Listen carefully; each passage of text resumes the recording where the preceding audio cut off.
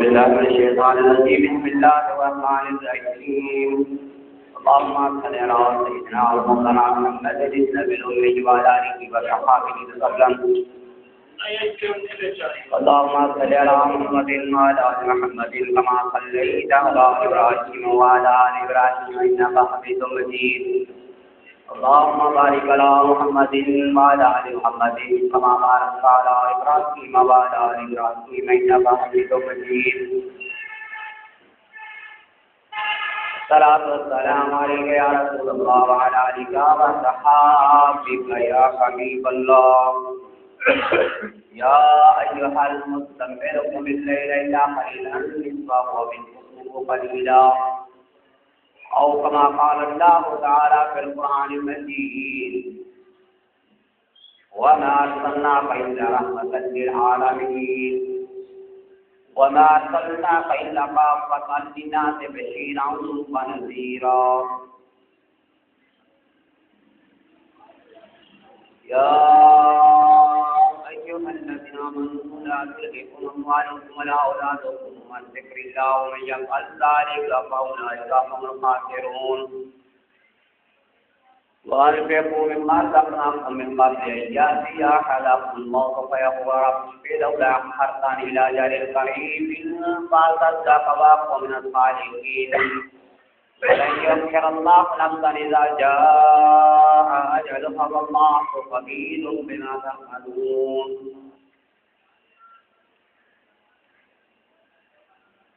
آمنت بالله صدق الله العلي العظيم. نحن على ذلك لمن الشاهدين والشاكرين والحمد لله رب العالمين.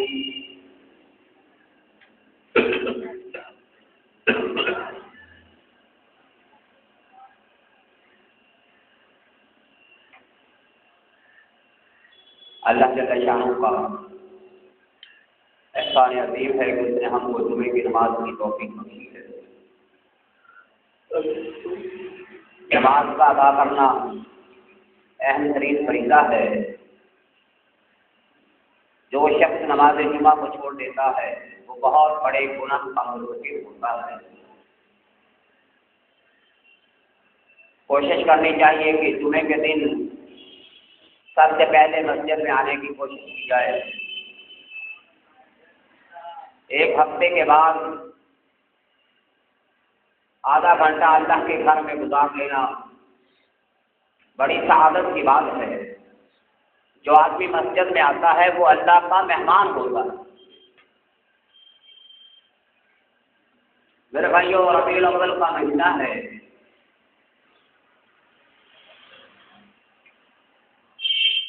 جس میں میرا پاک نبی صلی اللہ علیہ وسلم دنیا میں تشریف لائے.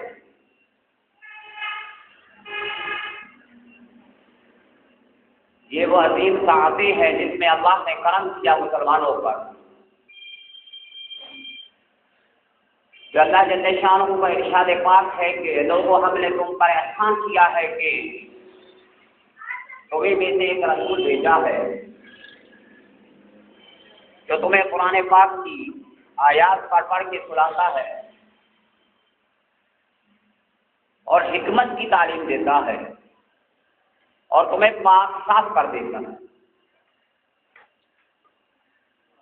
بے شک اللہ جل شانہ غالب حکمت والے ہیں.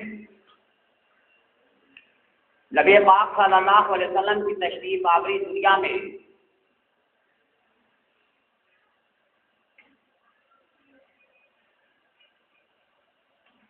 اللہ جل شانہ کی عظیم نعمت ہے.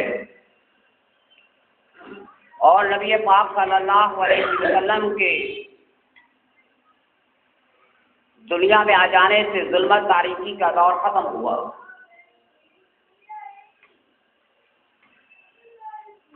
وہ لوگ جو بت پرستی میں مصروف تھے، شراب جن کی گھٹی میں پڑی ہوئی تھی، وہ جو جوئے میں مصروف رہتے تھے، اپنی بچیوں کو زندہ کر دیتے تھے. ایسا تاریکی اور ظلمت میں چھایا ہوا معاشرہ ہے جس میں میرے پاک نبی صلی اللہ علیہ وسلم نے اپنی تعلیم سے ایک عظیم انقلاب پیدا کیا. اور وہ لوگ جو بدو کہلاتے تھے، اللہ نے ان سب کو پوری دنیا کا حکمران بنا دیا۔ یہ میرے پاک نبی کا عظیم احسان ہے کہ ہم لوگ آج اللہ کی معرفت کو سمجھتے ہیں، اللہ کی پہچان ہمارے دل میں موجود ہے۔ یہ سارا صدقہ میرے پاک نبی کا ہے کہ جن کی تعلیمات کی وجہ سے ہم نے اللہ کو پہچان لیا اور ہم نے جگہ جگہ پر سجدے کرنے کے بجائے ایک خدا کو سجدہ کیا۔ یا ایھا الذین آمنوا اذکروا نعمت اللہ علیکم، اے لوگوں اللہ کی نعمت کا ذکر کرو جب وہ تمہارے پاس آ جائے۔ وَأَمَّا بِنِعْمَتِ رَبِّكَ فَحَدِّثْ، اللہ کی نعمت کا بیان کرو۔ تو کیا نبی پاک صلی اللہ علیہ وسلم کا دنیا میں آنا عظیم نعمت نہیں ہے؟ تو یہ مسلمان کا حق بنتا ہے کہ ان کا ذکر کرے، ان کی یاد کو تازہ کرے، ان کی تعلیمات کو پوری دنیا میں پھیلائے۔ یہ سارے مسلمانوں کا فرض بنتا ہے۔ میرے بھائیوں، میرے پاک نبی صلی اللہ علیہ وسلم کو عظیم مرتبے سے اللہ نے نوازا اور فرمایا کہ لولا لما خلقت محمد، لولا لما خلقت محمد، لولا لما ظہرت الربوع بالجابر، میں زمین آسمان کو پیدا نہ کرتا، میں اپنی ربوبیت کا اظہار نہ کرتا اگر محمد مصطفیٰ کو پیدا نہ کرتا۔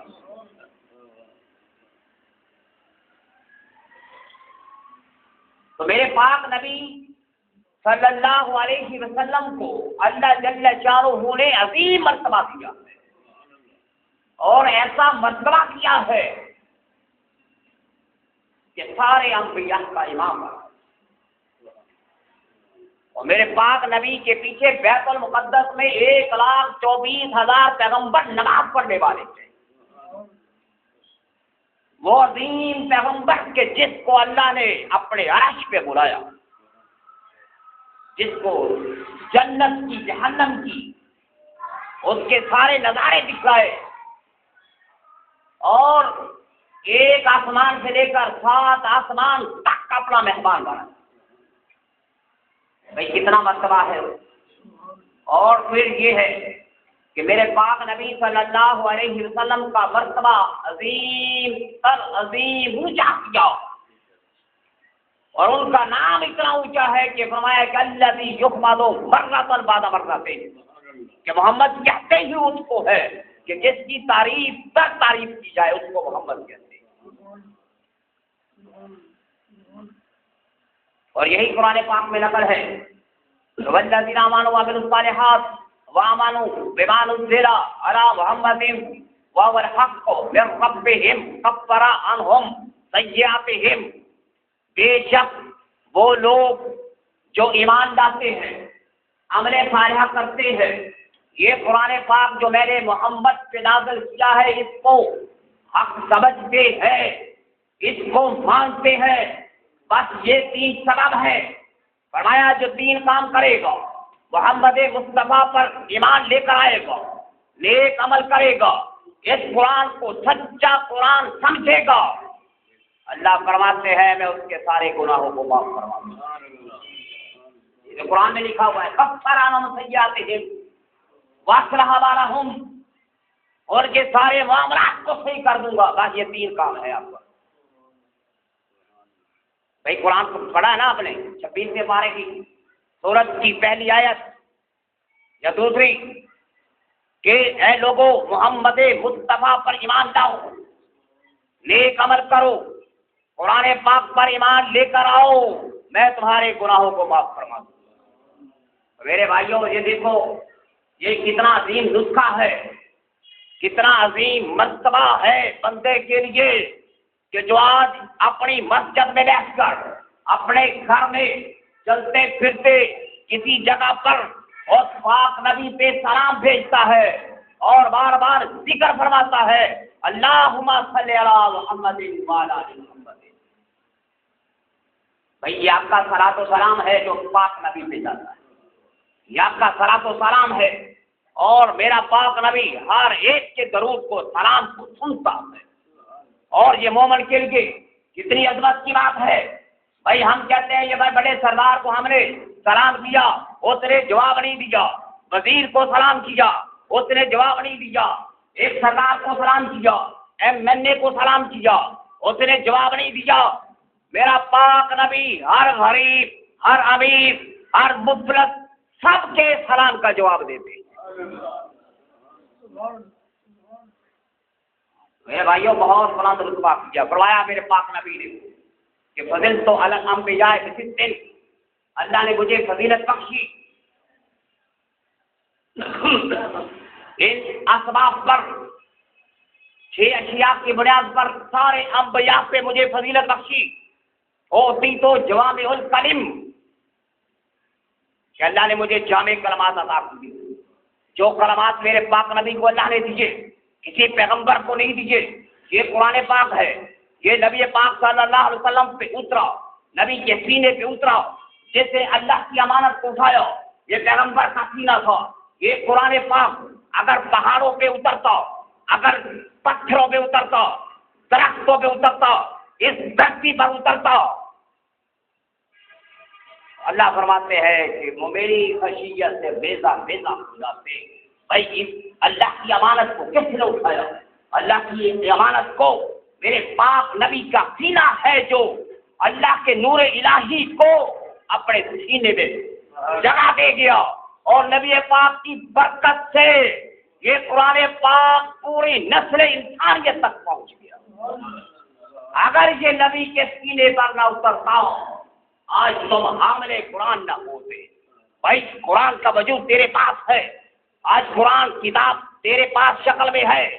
کبھی سوچو، کبھی غور کرو، میرے پاک نبی کا وسیلہ نہ ہوتا، میرا پاک نبی اس کو اگر نہ اٹھاتا تو آپ کبھی حاملے قرآن نہیں ہو سکتے. یہ دعا ہے میرے پاک نبی، یہ امت میں احسان ہے. ہوتی تو جوامع الکلم، اللہ نے مجھے جامع کلمات عطا فرمائے.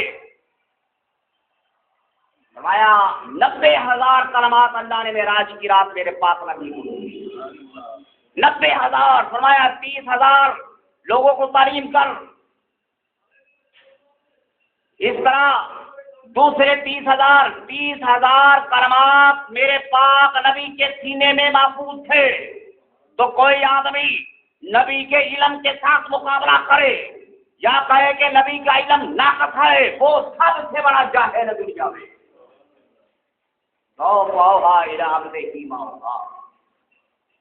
میں نے اپنے بندے پر وحی کی، ماں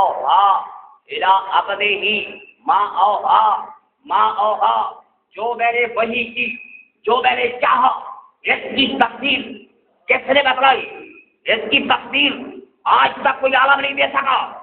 والنجم اذا ہوا ما ضل صاحبکم وما غوا ما ينطق عن الهوى ان هو الا وحی یوحی. یہ پیغمبر اپنے زبان سے جو کچھ نکالتا ہے اللہ کی وحی کے مطابق نکالتا ہے. نبی کا اٹھنا بیٹھنا، نبی کا چلنا پھرنا یہ قرآن ہے. نبی کا ایک ایک عمل یہ قرآن ہے. نبی کی ایک سنت قرآن کی تفسیر ہے. ایک وہ قرآن جو مکے، طائف، یرموک، تبوک اور سید عائشہ صدیقہ کے بستر پر اترا، اور ایک قرآن مکے مدینے کی گلیوں میں پھرتا. بھئی ہے کہ نہیں قرآن؟ چلتا پھرتا قرآن سے میرا پاس. اور ایسے جامع کلمات عطا کیے. اور تو جوامع الکلم، یعنی ایک بات کے اندر ہزاروں راز کشیدہ تھے. ایک بات کرتے تھے جامع کلمات میں، ایک بات کو ادا کیا، ہزاروں مفہوم اس کے اندر بند تھے. سمندروں کو، دریاؤں کو کوزے میں بند کر دیا. نبی کی ایک ایک دعا کو پڑھ کے دیکھو، نبی کی ایک ایک دعا کو، ایک ایک ادا کو پڑھ کے دیکھو وہ کس طرح سے جامع کلمات ہے. اتنے بڑے کلمات میرے پاک نبی کو عطا کیے جو کسی نبی کو اللہ نے عطا نہیں کی. اور اس میں سب سے بڑی بات یہ ہے کہ میرا پاک نبی فرماتا ہے کہ سورۃ الفاتحہ جیسی عظیم سورت اللہ نے کسی پیغمبر کو عطا نہیں کی، صرف مجھے عطا کی۔ وَلَقَدْ آتَيْنَاكَ سَبْعًا مِنَ الْمَثَانِي وَالْقُرْآنَ الْعَظِيمَ وَلَقَدْ آتَيْنَاكَ سَبْعًا مِنَ الْمَثَانِي وَالْقُرْآنِ الْعَظِيمِ۔ اے نبی میں نے تجھے ان 7 آیات کے ساتھ تجھے بخشا میں نے، اور بہت بڑا قرآن تیرے سینے میں محفوظ کر دیا۔ تو کون ہے جو جامع کلمات کا مقابلہ کر سکے، نبی کے مفہوم کے ساتھ مقابلہ کر سکے؟ پیغمبر اپنی زبان سے کہے تو دل تو الانبیاء بستل ہوتی تو جوامع الکلم، فرمایا کہ وانو سر تو دل رو، اللہ نے میری آواز میں روب رکھا ہے۔ جو پیغمبر کی آواز میں روب ہے، کسی کی آواز میں روب نہیں ہے۔ وہ آدمی آیا کہنے لگا اے محمد، نبی پاک سوئے پڑے ہیں، تلوار لٹکی ہوئی ہے، اس نے تلوار اٹھائی، کہنے لگا اے محمد میرے ہاتھ سے تجھے آج کون بچائے گا؟ میرا پاک نبی کہتا ہے تلوار تیرے ہاتھ میں ہے لیکن مجھے میرا اللہ بچائے گا۔ اتنی بات ادا کی، اس آدمی کے ہاتھ کانپنے لگے، تلوار نیچے گر گئی۔ 1,44,000 صحابہ اکرام ہے، نبی اونٹنی پہ سوار ہے اور نبی کی آواز میں اتنا دبدبا ہے، 1.5 لاکھ صحابہ اکرام بغیر سپیکر کے نبی کی آواز کو ایسے سن رہے تھے جیسے سب کے سب سامنے بیٹھے۔ نفس تو بالرعب، بھائی دیکھو نا، یہ وہ خدا ہے جس نے داؤد علیہ السلام کو خوبصورت آواز دی، وہ ایسی خوبصورت آواز جب زبور کی تلاوت کرتے تھے چلنے والے پرندے رک جایا کرتے تھے، اس کے کلام کو سن کر لوگ مر جایا کرتے تھے، زبور کی تلاوت سن کر لوگ بے ہوش ہو جایا کرتے تھے، جانور بھی اپنی جان سے گزر جاتے۔ کہتے ہیں اللہ نے داؤدی، یہ داؤد جو کل قیامت کے دن رب کی حمد بیان کرے گا، یہ خوبصورت آواز کا دیا کس نے دیا؟ میرے خدا نے دیا، اسی خدا نے جس کے صدقے سے داؤد کو خلافت دی، جس کے صدقے سے داؤد کو نبوت دی، فرمایا کہ میں نے اس کی آواز میں روب رکھا ہے۔ پیغمبر کی صدا اور رونق آواز، پاک روک آواز، گھبرانے والی نہیں ہے، ایسی آواز دی جو کل عرش پر خدا کے ساتھ کلام کرنے والی تھی۔ کیسے نا وما ينطق عن الهوى ان هو الا وحی یوحی علمہ شدید القوی ذو مرۃ السما وهو بالافق الاعلی۔ ٹھیک ہے نا، آواز میں روب رکھا، نفست بالرعب وحلت لي الغنائم۔ تیسری بات نبی فرماتے ہیں وحلت لي الغنائم، اللہ نے میرے لیے مال غنیمت کو حلال کر دیا۔ یہ ایک حدیث میں 6 باتوں کا بیان ہے، خود میرا پاک نبی بیان فرماتے ہیں کہ تیسری بات یہ ہے کہ اللہ نے مال غنیمت کو میرے لیے حلال قرار دیا۔ پہلے جتنے انبیاء گزرے مال غنیمت کسی پر جائز نہیں تھا۔ بھائی آپ کو مال غنیمت کا پتہ ہے؟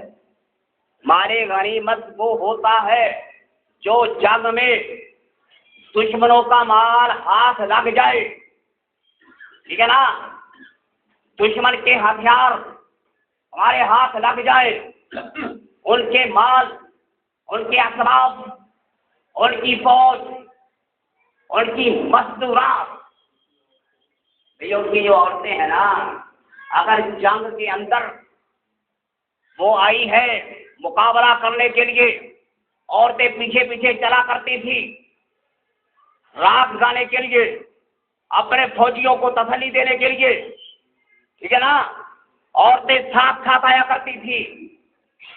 یہ سب مال غنیمت ہے۔ بھئی اب لوگ حیران ہوں گے، فرمایا یہ کافروں کو سزا ہے کہ جو میرے پاک نبی کے مقابلے میں آئے ان عورتوں کو بغیر نکاح کے اپنے حق میں لاؤ۔ ایسی سزا دی ان لوگوں کو۔ اس کے لیے کوئی نکاح کی ضرورت نہیں. ایسی کنڈیشن، ایسے حالات بنے. آج کل تو تھوڑا سا یہ ہو سکتا ہے کہ مقصود ہو، ایسے اسباب یا حالات پیدا نہیں ہو سکتے، تو اللہ نے سزا دی. مال غنیمت بھی ان کے لیے جائز قرار دیا گیا. بھائی مال غنیمت لوٹا ہوا مال ہی ہوتا ہے، جنگ کے اندر سے پایا گیا مال، یہ کسی پر جائز نہیں تھا، لیکن میرے پاک نبی پر اللہ نے جائز قرار دیا. وہ علت لیرحرائم. اور چوتھی بات فرمائی جو علت لیرحرائم تو مسجدن، تھوڑی دھرتی کو میرے لیے مسجد بنا دو. پہلے یہ بات تھی کہ جس جگہ پر تمہارا عبادت خانہ ہے وہی جا کر عبادت کرو. جو جگہ تم نے مختص کر دی عبادت کے لیے اسی جگہ پہ جا کر عبادت کرو. کوئی کسی جگہ پہ جا کر نماز نہیں پڑھ سکتا تھا. اگر کوئی کلیسا ہے تو ادھر جا کر عبادت کرو. تمہاری عبادت کا ہے موسیٰ پر بھی، عیسیٰ پر بھی. فرمایا آپ کے پہلے لوگوں پر یہی بات جائز تھی، لیکن میرے پاک نبی کے صدقے سے اللہ نے فرمایا اے پیغمبر ساری دنیا میں نے تیری لیے مسجد بنا دی. وہ جو اصلی اندر تو مسجدن، اس کو عظیم احسان نہیں سمجھتے. وہ جو اصلی اندر تو مسجدن، اللہ نے پوری دھرتی کو مسجد بنا دیا. بھائی آدمی کہے کہ بھائی بندگی نہیں کر سکتا، نماز نہیں پڑھ سکتا، اللہ کا ذکر نہیں کر سکتا، بھائی آپ کو اجازت دے دی سوائے مقبرہ اور حمام، نہارے والی جگہ، قبر والی جگہ کے ہر جگہ پر عبادت کرو، سجدہ کرو. میرے پاک نبی کا احسان ہے کہ تم نے نماز پڑھنی ہے جس جگہ پر ٹائم مل جائے نماز پڑھو، چاہے تم کھیت میں ہو، چاہے بازار میں ہو، چاہے گھر میں ہو. فضیلت کے اعتبار سے مسجد میں نماز پڑھنا افضل ہے، لیکن نماز ہر جگہ پہ ہو جاتی ہے. نماز ہر جگہ پر ہو جاتی ہے. جو الاسری اللہ کو مسجد مؤخر تو الالخل کے کام پر. بھائی آسانی ہے نا، کتنی آسانی پیدا کر. بھائی پہلے فرمایا جس جگہ سے یا جس مقام سے جس جسم کے عضو سے گناہ ہو گیا اتار پھینکو. بھائی تمہارے گندگی لگی جسم سے، اس کو لوہے کی اوزار سے کاٹ دو. اتنے بڑے سخت حکم تھے پہلے. رات بندہ گناہ کرتا صبح اس کے دروازے میں لکھا ہوتا تھا. تم سوچ سکتے ہو ایسا ہو سکتا ہے؟ بھائی رات کو گناہ کیا صبح دروازے میں لکھا ہوا. بھائی اوپر سے آگ آتی تمہاری قربانی کو آ کے کھا جاتی. اللہ نے ایسے سخت فیصلے امتوں پہ نازل کیے. میرے پاک نبی کے صدقے سے اللہ نے سب کچھ اٹھا دیا. وَيَضَعُ مِصْرَهُمْ، اللہ نے اس بوجھ کو اٹھا دیا تم سے. وَالْأَغْلَالَ الَّتِي كَانَتْ عَلَيْهِمْ، تمہارے گردنوں میں بڑے طوق اتار دیے. اتار دیے اللہ نے طوق. گواہوں پہ چیزیں لگا دی، دوسرے معاملے توبہ استغفار پہ لگا دی. ٹھیک ہے نا؟ کتنی معافی دے دی یار اللہ نے. بھائی آتاوانو مصرہم والاغلال التی کانت علیہم، تو کیا ہے والذین آمنوا بہ، پس ایمان لے کر آؤ اس رسول پر، وعذروا ہو اس کی عزت کرو، ونصروا اس کے دین کی نصرت کرو، واتبعوا النور الذی انزل معہ، جو اس کے ساتھ یہ قرآن اترا اس کی اتباع کرو تو کامیاب ہو جاؤ. کتنے نسخے آسان بتا دیے. بھائی تمہاری گردنوں میں پڑا ہوا طوق اتار دیا. اگر تمہاری آنکھ سے گناہ ہوا اللہ حکم دیتا اس طرح سے چھری سے کینچی سے آنکھ کو نکال کے پھینک دے، تیرا کوئی کفارہ نہیں ہے، تم کیا کرتے؟ کیا عظیم احسان نہیں ہے اس پاک نبی کا؟ عظیم ہم پر احسان نہیں ہے محمد مصطفیٰ کا صلی اللہ علیہ وسلم. اسی لیے عظیم احسانات ہے جب بھی محمد کا نام لو صلی اللہ علیہ وسلم پڑھو. ٹھیک ہے نا؟ صلی اللہ علیہ وسلم لازمی. جو نہیں پڑھے گا میرا پاک نبی فرماتا ہے وہ خیانت کرتا ہے، وہ کنجوس ہے، پیغمبر کی عظمت کو چھوڑ دیتا ہے۔ وَازَّرُوهُ وَنَاصَرُوهُ وَاتَّبَعُوا النُّورَ الَّذِي، بھائی کتنی آسانیاں پیدا کر دی، پوری مسجد کو، پوری دنیا کو عبادت گاہ بنا دیا، اور پھر تو الی الخلق کافۃ۔ چوتھی بات تھی کہ مجھے سارے نبیوں کے لیے بنا دیا، ساری نسل انسانیت کے لیے نبی بنا کے بھیجا۔ پہلا نبی جو بھی آیا ایک علاقے کے لیے، ایک گاؤں کے لیے، ایک شہر کے لیے، ایک صوبے کے لیے، ایک وقت میں 4000 نبی بھی آئے، لیکن میرا پاک نبی فرمایا وہ سل تو الی الخلق کافۃ، ساری مخلوق کے لیے میں نبی بن گیا ہے کہ نہیں صاحب؟ وما ارسلناک الا کافۃ، فرشتوں کے نبی، جانوروں کے نبی، آسمانی مخلوق کے نبی، تحت الثری سے لے کر عرش معلیٰ تک ساری مخلوق کے نبی۔ بھائی یہ جو لفظ ہے وما ارسلناک الا رحمۃ للعالمین، دونوں جہانوں کے لیے، یہ دنیا کا جہان نہیں ہے، آخرت کا بھی ذکر ہے۔ رب العالمین، الحمدللہ رب العالمین، حمد اسی کی جو دونوں جہانوں کا رب ہے، اسی نے اس پیغمبر کو دونوں جہانوں کے لیے رحمت بنا دیا، اور میرے پاک نبی کی رحمت ہے کہ اس نے ہر ایک انسانوں کے عیبوں کو چھپا کے رکھا ہوا ہے کہ نہیں؟ میرے پاک نبی کا دین احسان ہے، سب کے لیے نبی، بہت سے الخلق کی کافۃ۔ اور اگلی بات تھی کہ وہ خاتمہ بالنبیون، میں آخری نبی ہوں، میرے بعد کوئی نبی، ما کان محمد ابا احد من رجالکم ولکن رسول اللہ وخاتم النبیین، کوئی نبی نہیں ہے۔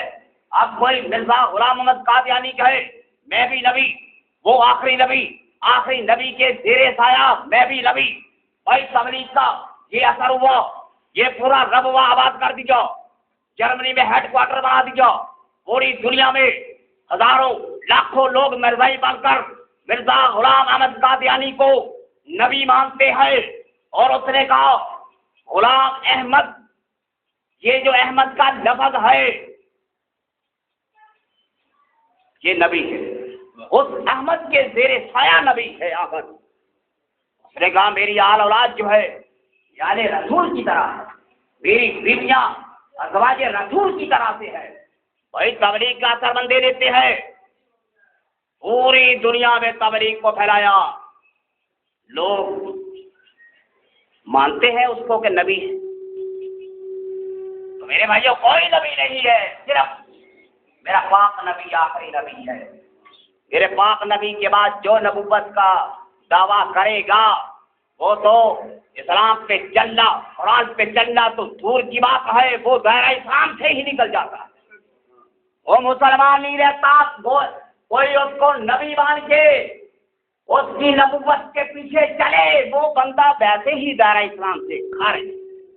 یہ چیزیں بیان کی اس حدیث میں، اور فرمایا لوگوں قیامت کے دن اللہ مجھے جب اٹھائے گا فاوقسا خلقم بالخلد الجنت، اللہ مجھے جنتی لباس پہنائے گا، اور سب سے پہلے جس کی قبر کھلے گی قیامت کے دن، انا اول من تنشق عنہ القبر، وہ میں ہوں۔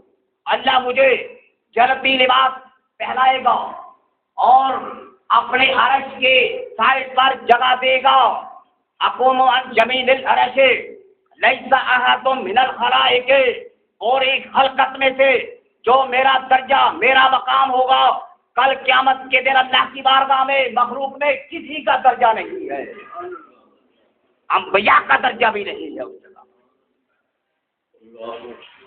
فاقصہ خلت من خلال الجنت انا اول من یتقى باب الجنت، سب سے پہلا ہوں جو جنت کے دروازے کھٹکائے گا، انا اول من یؤذن له بالسجود، میں سب سے پہلا ہوں اللہ کی بارگاہ میں سجدے کے لیے جھک جائے گا۔ اور فرمایا ساری امتوں پر جنت میں جانا حرام ہے حتی یدخل امتی، جب تک کہ میری امت جنت میں داخل نہیں ہو جاتی۔ جنتیوں کی 120 صفحے، 80 صفحے میرے محمد مصطفیٰ کی امت کی، 80 صفحے، یہ صفحے نہیں ہے جو آپ نے بنا ڈالی، وہ پتہ نہیں کروڑوں اربوں کے حساب سے ایک مثال دی گئی ہے، 120 صفحے ہوگی، 80 صفحے امت محمدیہ کی، اور 1,24,000 پیغمبروں کے لیے، ان کی امت کے لیے، ان کے ایمان کی گواہی کے لیے اللہ امت محمدیہ کو کھڑا کرے۔ وہ دینا بے کالا ہوگا بڑا بلند ہوگا، وہ پاک رسول بڑا ہی ہے، اللہ نے بڑی عظمت والا بنایا ہے۔ قرآن بار بار کہتا ہے یاسین والقرآن الحکیم انک لمن المرسلین، یہ کتنے خوبصورت الفاظ۔ ویقول الذین کفروا لن نرسل، کافر کہتے ہیں تو رسول نہیں، اللہ کہتا ہے انک لمن المرسلین۔ یا ایھا المزمل قم اللیل الا قلیلا نصفہ یا ایھا المدثر یا ایھا الذین آمنوا لا ترفعوا اصواتکم، یہ اللہ کا حکم ہے اے لوگوں پیغمبر کی آواز سے تمہاری آواز اونچی نہ ہو جائے، پیغمبر کی آواز کے سامنے تمہاری آواز اونچی نہ ہو جائے، پیغمبر کے روزے پر تمہاری آواز اونچی نہ ہو جائے۔ بھائی اتنا تم نے دن رات عبادت کی، دن رات درود شریف پڑھا، تم نے ذکر کیا، خانہ کعبہ کے طواف کیے، تم نے حج کیا، تم نے عمرہ کیا، یہ قرآن کہتا ہے کہ نبی کے سامنے جس کی آواز اونچی ہو گئی، جس نے نبی کی عزت کا خیال نہ کیا، اللہ اس کے سارے عمل ضائع کر دے۔ یہ قرآن میں لکھا ہے، سورۃ حجرات پہلی آیت کے اندر اللہ فرماتے ہیں فوق صوت النبی۔ حضرت ثابت بن قیس بن شماس صحابی رسول جس کی آواز بڑی اونچی تھی، جب آیت اتری گھر میں بیٹھ گئے، رو رو کے برا حال کر لیا، 40 دن تک گھر سے نہ نکلے۔ بھائی ان کی آواز تو قدرتی اونچی تھی، وہ جب بولتے تھے اونچی آواز سے، جب قرآن کی آیت اتری گھر میں بیٹھ گئے، کہنے لگا ثابت بن قیس بن شماس مر گیا، اس کی آواز نبی کی آواز کے سامنے اونچی پڑ گئی، 40 دن گھر سے نہ نکلا۔ میرا پاک نبی ایک دن کہتا ہے، ساتھ میں ماں سے پوچھا کہ وہ ثابت کدھر گیا، فرمایا یا رسول اللہ میں نے اس کے حالات دیکھے ہیں، وہ تو گھر میں پڑا ہوا ہے دبکا ہوا کہ میری آواز اونچی ہے، باطن نہ خواستہ اللہ نے میرے عمل نہ ضائع کر دیے ہو۔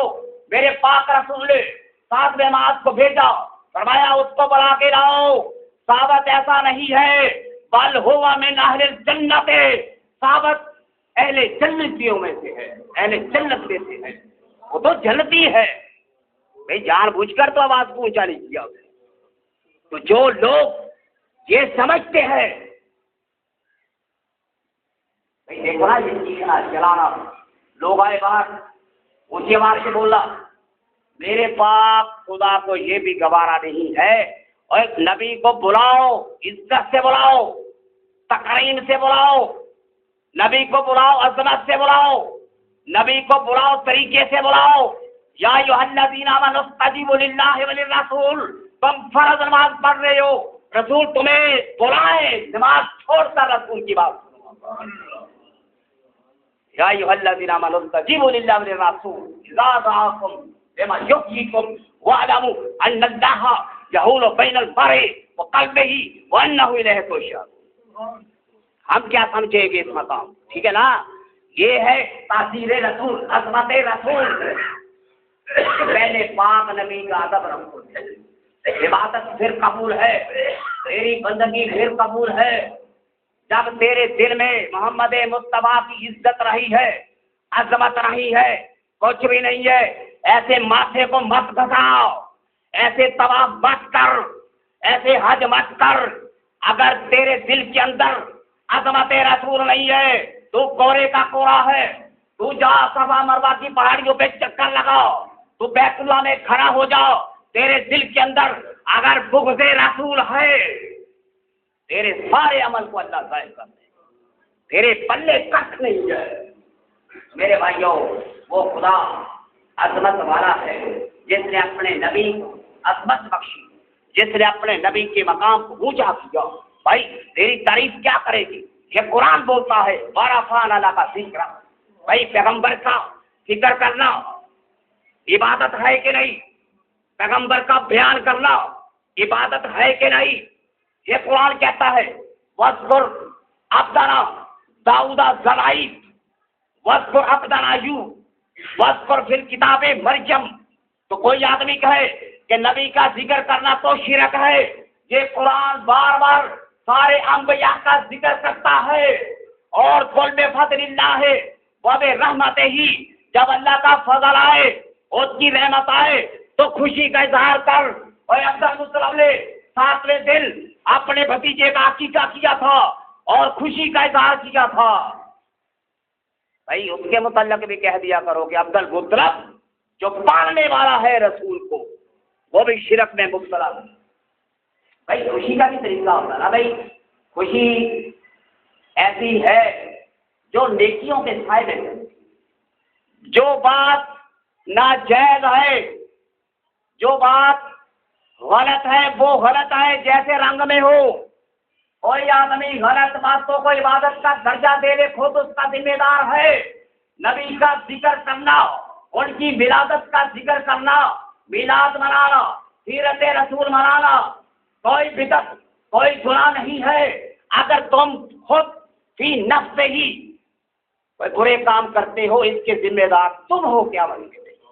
کوئی عالم اس کی حمایت نہیں کرتا کہ غلط بدعت کے کام، ناچ گانا گانا، عورتوں کا نچانا، مردوں کا نچانا، ڈھول بجانا، اس کو کوئی جائز عالم نہیں قرار دیتا۔ اس کا ذمہ دار بندہ خود ہے، کوئی عالم اس کو جائز نہیں سمجھتا۔ اللہ سے دعا ہے اللہ